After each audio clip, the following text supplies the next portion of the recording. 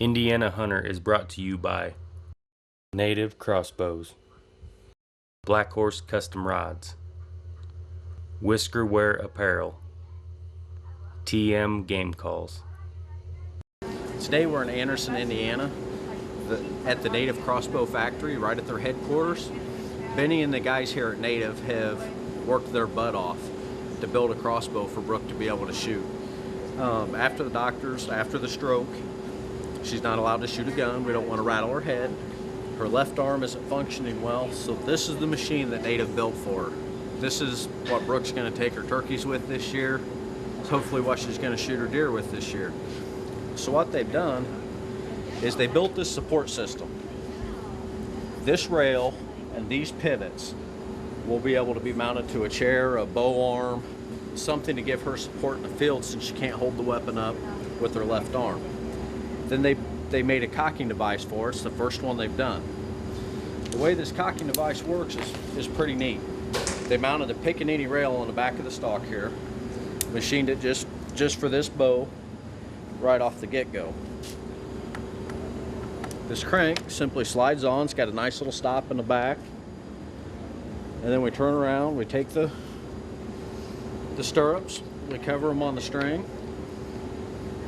Top strap comes back around the back of the stock, just like every other cocking device, and then we start to wind.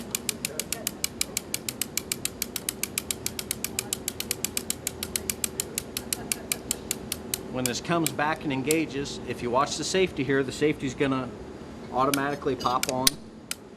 We're done cocking. The bow's in a safe position. The anti-dry fire is engaged. And then we simply have a lever back here that works on this cam wheel like a boat crank. We turn around, we give it just a little bit of pressure and let it start to unwind. And I'm doing this one-handed, which looks a little awkward, and it is. But I'm doing it one-handed to show you what Brooke's gonna have to do. After we get a couple revolutions off of it, at that point she can come around and unhook the straps. Crank comes off. They've gone as far as putting this pin in here.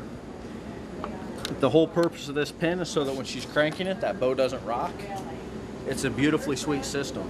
And at that point, we turn around, we can load this critter up. Now keep in mind, we have this mounted to a chair.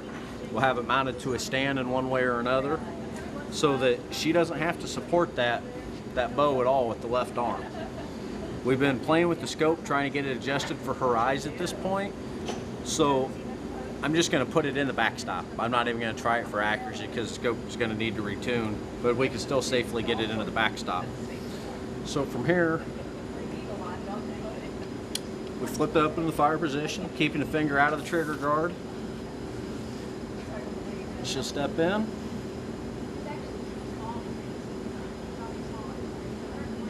You see me looking to the sides of the scope. I just want to make sure I'm going to hit their target because we haven't sighted it in yet.